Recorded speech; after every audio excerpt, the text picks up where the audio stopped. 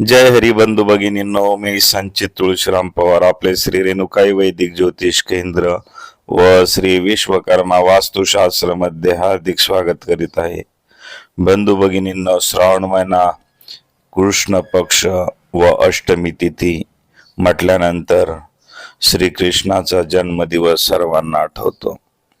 श्रीकृष्णाचा जन्मदिवस म्हणजेच श्रीकृष्ण जन्माष्टमी हे व्रत कसे करावे या संबंधी मी आपणासाठी आजचा व्हिडिओ घेऊन आलो आहे. तर चला मग बघूया श्रीकृष्ण जन्माष्टमी व्रत कसे करावे ते. बंधू भगिनींनो, आपणास माझा व्हिडिओ आवडल्यास लाईक व सबस्क्राईब करायला मुळीच विसरू नका. व आपणास ज्योतिषशास्त्र व वास्तुशास्त्र या संबंधी काही शंका असेल तर मला 75 88 57 90 20 या क्रमांकावर नक्की संपर्क करावा. चला तर मग बघूया आजचा नवीन व्हिडिओ. जन्माष्टमीचे व्रत कसे करावे.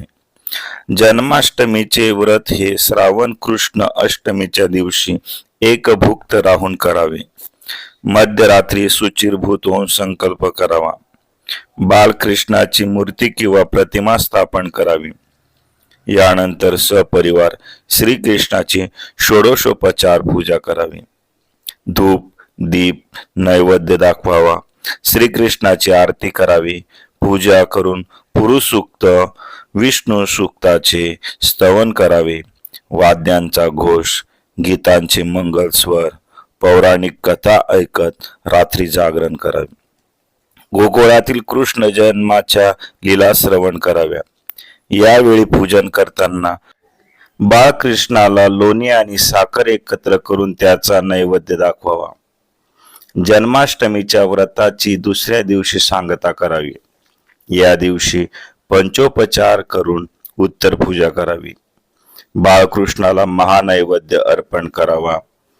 याच दिवशी काला करावा.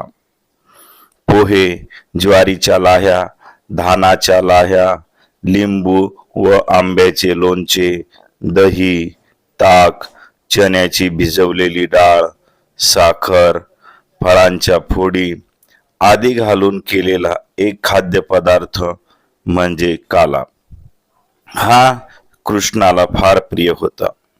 श्रीकृष्ण व त्याचे सवंगडी मिळून यमुनेच्या तीरावर हा काला तयार करीत असत व वाटून खात असत. असे मानले जाते या दिवशी महाराष्ट्रात गोपाळ काल्याच्या निमित्ताने दहीहंडी उत्सव मोठ्या प्रमाणात साजरा केला जातो. वेगवेगळ्या प्रांतात वेगवेगळ्या परंपरेने जन्माष्टमी साजरी केली जाते.